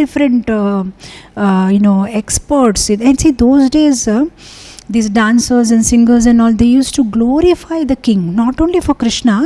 Every kingdom had this kind of people who were expert in poetry and expert in glorification. But the only difference was, those days the glorification was not an empty glorification just to appease the king. They used to rightly tell whatever the king did, how many kingdoms he acquired, how he's protecting his citizens, how charitable he is, how nice he is to his citizen, what a kind heart he has. They used to glorify. And the kings, when they used to hear this kind of a glorification, they used to feel inspired to do more virtuous acts. So there was no hypocrisy that, okay, I'll give you some money, keep praising me. No, the kings used to hear carefully what they were praised for, and that used to motivate them to do that work more nicely. Okay, this is what I am appreciated for, I'll do it more nicely. So that's how the situation was. Go to the next verse. Lord Krishna, the personality of Godhead, approached them and offered due honor and respect to each and every one of the friends, relatives, citizens and all others who came to receive and welcome him. So Lord was also reciprocating very nicely. He also met them, approached them, and is asking, okay, how are you? And meeting everybody, and those who came to receive him, he was honoring them, respecting them, they were respecting him. It was a very wonderful exchange. So next verse. the Almighty Lord greeted everyone present by bowing his head. So I mean, just see how amazing Krishna is, like, humbly bowing his head, exchanging greetings, embracing them, shaking hands with them, loving them, smiling, giving assurances, giving benedictions to those who are younger, blessing them. So like that he was reciprocating appropriately with everybody. Prabhupada says in the purport that those who are intelligent person will take advantage of this facility offered by the Lord. So what Prabhupada is trying to tell here is, see how Krishna reciprocated with everybody, with those who are elders, those who are younger, those who are equal. So Krishna does not reject anybody. In the last line he says, no one is rejected by the Lord from the kingdom of God. It remains with the living being to accept this or not. Even a prostitute or a drama artist or an artisan, a dancer, a singer, a old man, a brahmana, a shudra, everybody Lord is extending his hand and loving. It is up to us. Do we want to accept it? Lord is extending this facility to everybody. So wonderfully Prabhupada is told in the purport. Next verse. When the Lord personally entered the city, accompanied by elderly relatives and invalid brahmanas with their wives, all offering benedictions and singing the glories of the Lord, others also praise the glories of the Lord. So now everybody first came to welcome the Lord, and now Lord is walking in with them. So all the elderly relatives like Ugrasena and all there, everybody is walking with the Lord. And invalid brahmanas means old brahmanas. They had come with their wives. So now the Lord is looking at them, talking to them, and together they are entering inside the Rajabhavan. When Lord Krishna passed over the public road, all the ladies from the respectable families of Dwarka went up to the roof of their palaces just to have a look at the Lord. They considered this to be the greatest festival. Like yesterday we were hearing that the ladies of Hastinapur, they all went to the rooftop, and from there they were looking at the Lord, following the maryada, the etiquette. Similarly here also the Dwarka ladies, they all went up to the roof, and they were from there they are looking at the Lord, and they are enjoying this great festival. So Prabhupada says here that there was no artificial equality with the men. Female respectability is preserved more elegantly by keeping the women separate from the men. They should not mix unrestrictedly. So actually this can be a class in itself. It's a very wonderful topic, but some other day our Prabhupada is talking about that there should be no free mixing of men and women. There should be some kind of a proper etiquette, and of course, so many other nice points that he mentions here.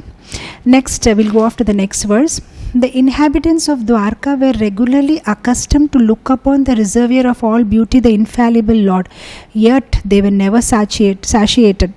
This is an important point. See, they were not seeing the Lord first time. Lord is their husband, their father, their brother, their son, their relative, their king. So they are regularly they are seeing him, but still the way they were looking at him as if they are seeing him for the first time. They are never satisfied. They never feel satiated. They never feel okay, fine. See, even in our normal materialistic life, if a son or somebody comes from the US, for a holiday or something, that 2-3 days will be so much excitement because he has come after 6 months from hostel. All will give so much importance. What should I make for you? What do you like? What this? That's all. After 3-4 days, it's back to normal life. Nobody will bother. But it's not like that with the Lord. They are not satiated or okay, fine, we welcomed you now. For every day for them, it's like a festival. Every moment they want to look at him, they want to serve him, they want to talk to him. They don't get bored. In material world, even though we show a lot of excitement, but we very easily get bored of people. Even if it's in case of visiting sannyasis or any leaders also, for some time there is that excitement. After some time it becomes slow. It's okay, I think tomorrow's class I have to miss. I have some other things to do. I'll come for the evening class. That excitement goes down if easily available. Somebody familiarity, But here it's not like that because Lord is familiar. They are like, okay, kal bhi mil sakte hai. No, they are like really excited to see him, and that excitement remains constantly. Next, now the Lord's beauty will be explained. From these words, the Lord's chest is the abode of goddess of fortune. His moon-like face is the drinking vessel for eyes which hanker after all that is beautiful. His arms are the resting places for the administrative demigods, and his lotus feet are the refuge of pure devotees who never talk or sing of any subject except his lordship. So now they are saying that the Lord chest, in the chest, who resides? Lakshmi Devi reside. And how is the Lord's moon-like face? It is as if, if you are drinking a pot of nectar, how sweet it will be. Similarly, the Lord's face is like a vessel for the eyes. It's like a netrotsava. They are enjoying by looking at his beautiful face. And his arms, they are like the resting places for demigods. And his feet, they are the refuge of the pure devotees who don't like any other topic. They want to immerse themselves all the time in, in Lord's lotus feet and singing the glories of Lord. In fact, I remember there was this one very famous Tamil commentator on Ramayana. So he had written that in those days in Ayodhya, when people used to see Lord Ram, if somebody wants to explain Lord Ram's beauty to somebody else, they used to say, Lord Ram is so beautiful, so beautiful, so beautiful, just like Lord Ram. So because there was no other word that they could compare Ram with, so they used to say Lord Ram is so beautiful, just like Lord Ram. Because to what should I compare? Nothing in this material can be in comparison with him. So there is this one Lakshmanacharya, one very famous Sri Sampradaya commentator. He says that Lord is so beautiful that when somebody used to look at Lord's eyes, they used to simply keep looking at Lord's eyes. And those who used to look at Lord's nose used to simply keep looking at Lord's nose. So if you go and ask the person who was looking at Lord's eyes, how does Lord's nose look? He will say, sorry, I could not get that much time. My eyes were stuck only on his eyes. So I don't know how his nose looks. Or if somebody is seeing the Lord's shoulder, they are there only. They don't know how Lord's eyes look. So every limb of the body of Lord was so beautiful that the eyes get stuck there. So even if you are telling the eyes, come on now, let us see the other part of the Lord's body, but it cannot move. So beautiful is every limb of Lord's body. So here they are talking, that he's so beautiful. His arms are beautiful, his chest, his moon-like face, and everything about Lord, like this Vallabhacharya says, right? Adharam madhuram vadanam madhuram nayanam madhuram hasitam madhuram hridayam madhuram gamanam madhuram madhuradhipate rakhilam madhuram. He is an emperor of sweetness, and everything about him is sweet. We can't say this is sweet. Everything is sweet. His smiling is sweet. His walking is sweet. His talking is sweet. His eyes are sweet. His, everything about him. His clothes are sweet. His behavior is sweet. Everything about him is sweet. He is the emperor of sweetness. So like that, they are so happy seeing him. Coming to the next verse.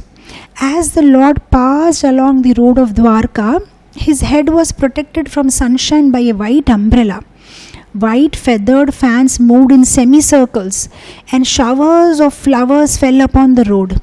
His yellow garments and garlands of flowers made it appear as if a dark cloud was surrounded simultaneously by sun, moon, lighting, and rainbows.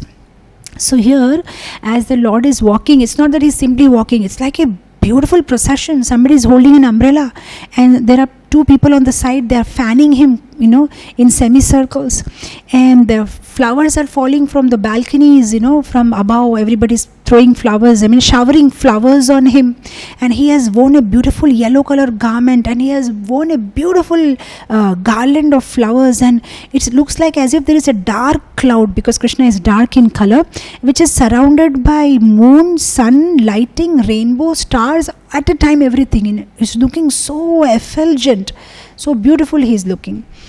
After entering the house of his father, he was embraced by the mothers, and the Lord offered his obeisances to them by placing his head at their feet. The mothers were headed by Devaki. So why are they using the word mothers here is because Vasudeva had many wives. So it was not only Devaki, he had so many wives. So all his wives are like Krishna's stepmothers. So it's not like only his mother. He was paying obeisances to all the mothers. And how did he do it? By putting his head on their feet. Headed by Devaki, he was doing that to everybody. So, here Prabhupada talks about in the purport about 7 mothers, how a wife of a guru is also a mother, the real mother, the wife of a brahmana, the cow, the nurse, the earth, the wife of a king, all are the 7 mothers he talks about in the purport. The next verse, the mothers, after embracing their son, sat him on their lap. Due to pure affection, milk sprang from their breast. They were overwhelmed with delight, and the tears from their eyes wetted the Lord. The Lord is very elder. After the Kurukshetra war means the Lord must be what? Maybe more than 120-year-old, But still, when the mothers took the Lord, put the Lord on their lap, out of the vatsalya bhava, the milk was coming out from their breast. That means so much affection they have for the Lord as their son. Thereafter the Lord entered his palaces, which were perfect to the fullest extent. His wives lived in them, and they were numbered over 16,000. So then, after meeting his mothers, he goes and meets his wives, and it's not 1 or 2 wives, more than 16,000 wives were there, and Lord went to meet them. The queens of Lord Krishna rejoiced within their mind to see their husband home after a long period abroad. The queens got up at once from their seat and meditation. As was the social custom, they covered their faces shyly and looked about coyly. So now this ladies, as soon as they heard that now Krishna is entering, wherever they were sitting, or they were actually meditating that now he'll come, and then he will ask us this, then he will talk to us. So they were in kind of a meditation, in a trance, just waiting. Then he will enter from here, then what will he ask me? So many things they're thinking. But as soon as they came to know that he's entering, they just got up and they ran to greet him. But as the custom was, they can't immediately go and talk to him. So they have to stand at a safe distance, cover their head, and stand there shyly unless he comes and he starts talking to them. That was the custom, So of course, some people may find it like, oh, come on, what is this? But those days, even though the expression was very sober, the emotion was very deep. Nowadays, we see that the husband, wife, or even in public places, they don't mind to hug each other, and they feel it's very great, to express their love publicly in front of everybody, and they're not shy about it. We see that in the airports and all, immediately they will hug their wives, or they may, but within 2 minutes they'll start fighting also. So the expression is, the way they is like a hyper, but their emotion is very low. With this, what is it, that love at first sight and divorce at first fight, they don't bother. There is no deep emotion. But in the Vedic time, even though the expression was very sober, they will not go run and cling to him or jump and all, but their emotion was so deep. They had such high respect for their husband, and such deep love they had for their husband. So the next verse, the inseparable ecstasy was so strong that the queens who were shy, they embraced the Lord in the innermost recesses of their heart. So they can't physically go and hug him, but inside their heart they are imagining that they are hugging him. And then visually, they are, in the by the eyes they are hugging the Lord. And then just because now they can't touch the Lord, so what they did is they send their children, okay, go and hug daddy. So that way they are feel like, they are feeling satisfaction. Okay, when the children are hugging the Lord, they feel they have hugged the Lord. So that way they are feeling happy. So like that, in their mind, with their eyes are embracing the Lord. So actually the eyes are a very very wonderful medium of expressing love, expressing anger. Eyes, in fact, other day I was hearing very interesting thing about different forms of dance. So in that I was hearing that dance can happen through eyes, dance can happen through head, dance can happen through neck, dance can happen through the movement of the waist, dance can happen through the legs, dance can happen with mudras, different mudras, and then sarvanga nritya with the whole body. So independently also there can be a dance only by eyes, simply by moving of eyes also there can be a dance. So like that, expression of love also, even if it's not like physically, just by the way they are looking at the Lord and the Lord is looking, there is an exchange of love happening. They are very affectionately looking at the Lord with their eyes. Then although Lord Krishna was constantly by their side as well as exclusively alone, his feet appeared to them to be newer and newer. The goddess of fortune, although by nature always restless and moving, could not quit Lord's feet. So what woman can detach from those feet, having once taken shelter of them? So now in this verse they are explaining the beauty of Lord's lotus feet. They are saying that actually Mother Lakshmi, her swabhava is chanchala. She cannot sit at one place. She'll be restless. She'll keep moving. But such restless Lakshmi also, because while doing the seva or pada seva of Lord, she gets so attached to the feet that she will not move. She will not go anywhere. She will sit near the Lord's lotus feet only. So the lotus feet must be so beautiful that even Lakshmi Devi, who has a chanchala swabhava, is also not able to move. Then what to speak about Dwarka queens? Though they have many times seen the Lord and had exclusive time with him, but still now when they are seeing his feet, they are feeling it's something new, as if they are seeing for the first time. So it's like that, in fact, in the Bhakti Rasamrita Sindhu, among the 64 qualities of Krishna, one of the quality of Krishna is Nitya Nutana. Every day Krishna will look new. So nobody can claim that, I already saw him yesterday. If you see, after seeing him yesterday, if you see him today, again you will feel, I never saw him before. Oh, this particular hair I did not see. This way I did not see. Something new they will find.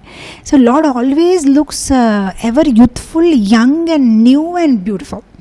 In fact, there is this very beautiful book called Gaur Govinda Archana Smarana Paddhati by Dhyanachandra Goswami, and he says in that book that Lord is always looks like a 15-year-old boy.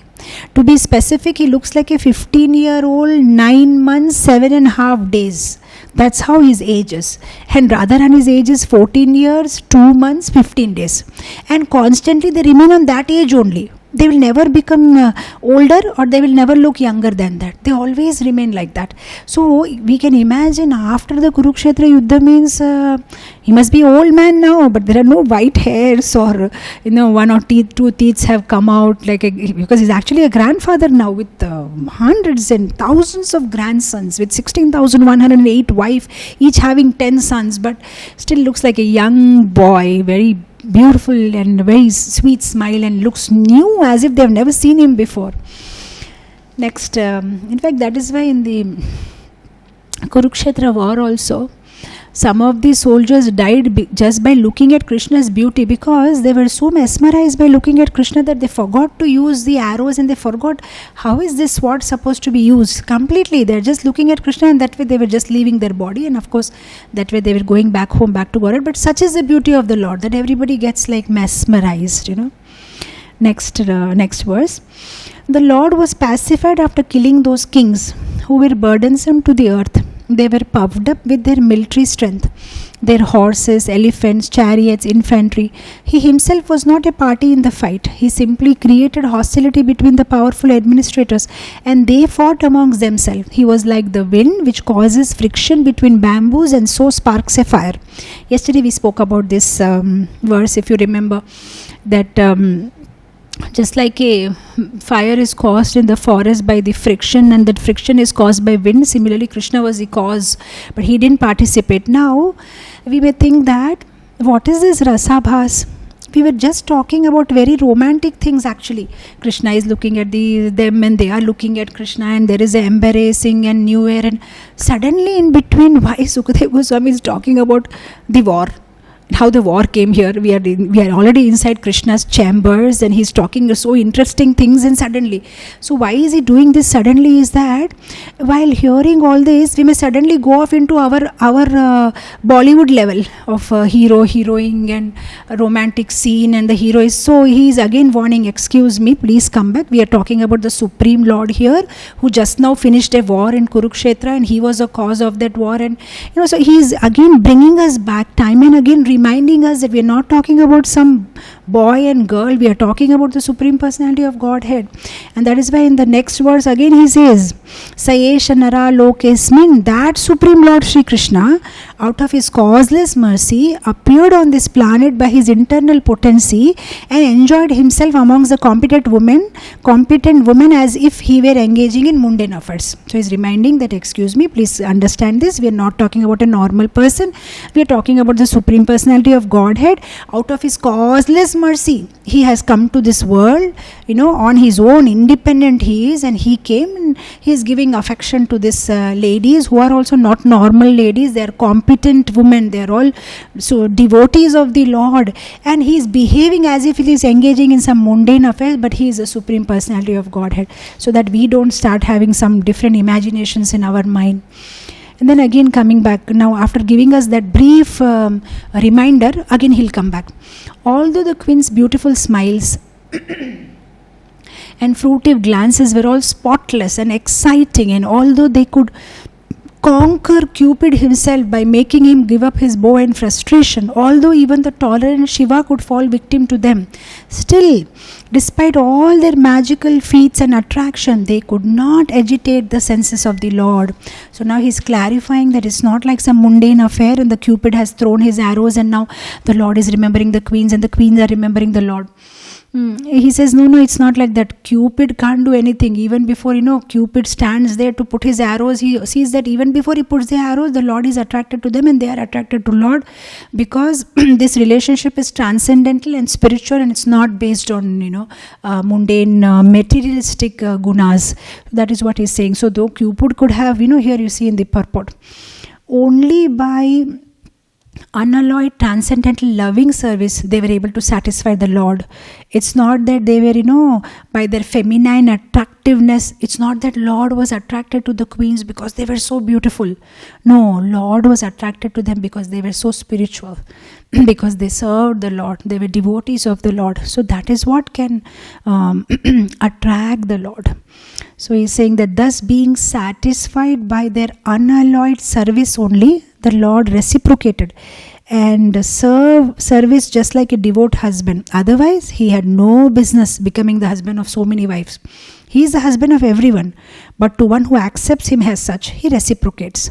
This unalloyed affection for the Lord is never to be compared to mundane lust. It is purely transcendental. And the grave dealings which the queens displayed in natural feminine ways were also transcendental, because the feelings were expressed out of transcendental ecstasy. So there is nothing mundane here. It's all transcendental. They love the Lord, Lord loved them. There is a spiritual exchange, and it's not some mundane love affair. So one thing I was contemplating on this is that what can attract the Lord? The Lord is supremely beautiful, supremely powerful, supremely famous, supremely rich, supremely opulent, supreme everything. We don't have anything supreme. How can we attract him? So here Prabhupada has given us a hint that only one thing that can attract the Lord is his service. If we serve the Lord, loving service can satisfy the Lord. For service of the devotee, the Lord will melt just to take the service of the devotee.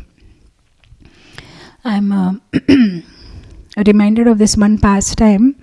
The Jaipur kings, when the Muslim people, when these Muslim rulers, they were attacking the deities in Vrindavan and all, then all these Vrindavan deities were moved to Jaipur. So the Jaipur king was a custodian of all these principal deities. So when the Jaipur king's daughter was getting married, so she told the father that now I'm getting married, so I also want to take one of the deities with me to my father-in-law's house, because I'm so attached to the deities, so I want to take them. So actually she wants to take all of them, but he said, I can't give you all of them, one deity you can take. She said, which one I should select? So they don't understand what to do. So they wrote a letter to Vishwanath Chakravarti Thakur, that which deity my daughter should take. So Vishwanath Chakravarti Thakur said that I cannot differentiate like that between deities. You take this deity is better or that deity is better. How can I do that? So Vishwanath Chakravarti Thakur said, do one thing. You put all the three principal deities, Radha Gopinathji, Radha Govindji, Radha Madan Mohanji, inside a dark room, and you blindfold your daughter. Put her inside that dark room. Whichever deity she touches first, that deity she can take to her father-in-law's house and worship. So they said fine. So they made all arrangements. They put her in a pitch dark room. All the deities were put there. So now she started walking. Now she has to walk and she has to touch the deity. So as she was passing, she passed through Radha Govindaji. Next Radha Madan Mohanji was standing, and then next Radha Gopinathji was standing. So she passed through Radha Govind. Okay, now she was passing through Radha Madan Mohan and she is going in front.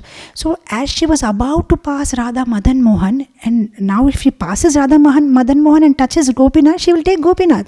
But Madan Mohan wanted her service. So now Madan Mohan got worried that Arey, she is just going off and she is not touching me. So what Madan Mohan deity did is, the deity came a little bit forward and touched her.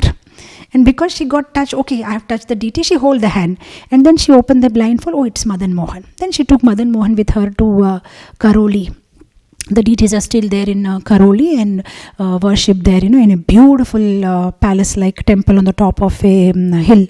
So the Supreme Personality of Godhead, but Seva can melt him. He wants to take Seva from her. He came forward, he put his hand a little bit forward and then got touched by her. So only thing that can attract the Lord is Seva, service, when we serve the Lord. So next verse we'll go to. The common materialistic conditioned souls speculate that the Lord is one of them. Out of their ignorance, they think that the Lord is affected by matter, although he is unattached.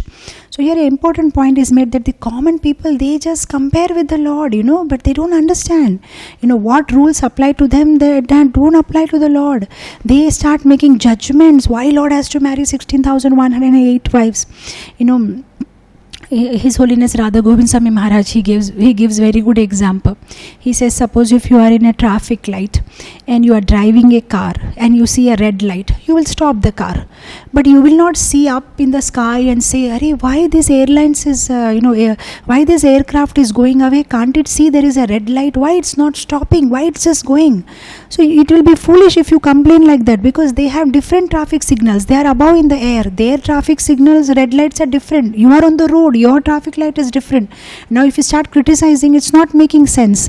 Similarly, we are mortal human beings. Our rules and regulations, our do's and don'ts are different. We can't compare with the Supreme Lord. Why is he marrying, or why is he speaking like this? Why is he doing like this? So common materialistic conditioned soul, they speculate that Lord is one of them, and out of the ignorance they think that Lord is affected by matter, although he is unattached. So Lord does not get affected, and he doesn't have any law of karma applicable to him or something like that.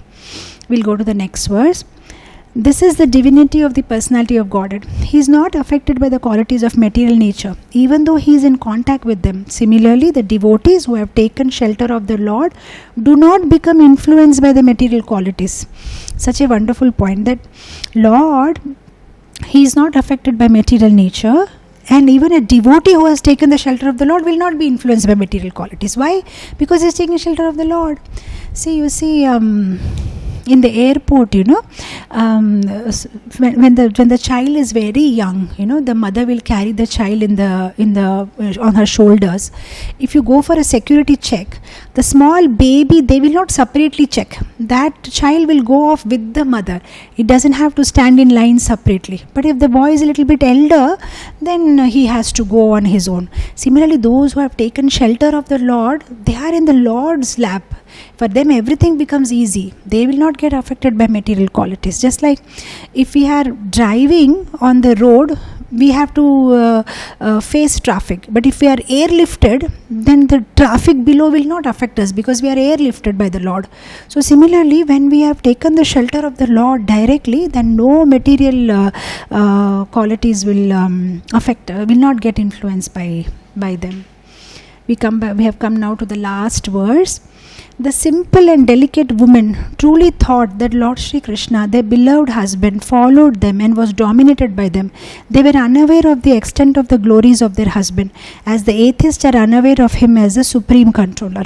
So these wives of Lord, they really, they had so much affection or authority or confidence or intimate feeling that he's our husband, and look how he listens to us, and he's a henpecked husband, he's dominated by us, he's ours. Just like those cowherd boys used to think, oh Krishna, tumi ami sama, oh what do you think you are? We are same in strength. They never thought about Lord as God. Here also the women, they're not thinking about him as a supreme personality of Godhead. They're thinking about him as their own husband, and that is a very simple and delicate woman. That is how they are thinking about the Lord. So with this we come to the end of this chapter, Lord Krishna's entrance into Dwarka. But in the coming chapter now, Saunak Rishi will remind that where have we drifted to? I am asking you about Parikshit Maharaj. So now you please tell me about Parikshit Maharaj. What exactly happened to him? So in between there was this elaboration of these 2 chapters. But now again that story will continue, that what happened to the womb of Uttara, what happened to Parikshit, and then there will be explanation about Emperor Parikshit's birth and some other interesting thing, how Dhritarashtra Maharaj will quit home, and these chapters will come in future. So with this, I will end it here. We completed yesterday and today chapter number 10 and chapter number 11, the farewell party and the welcome party, the farewell from Hastinapur and the welcome party at Dwarka. So with this, I'll end it here. Thank you so much, dear devotees. Jagat Guru Srila Prabhupada Ki Jai. Hare Krishna.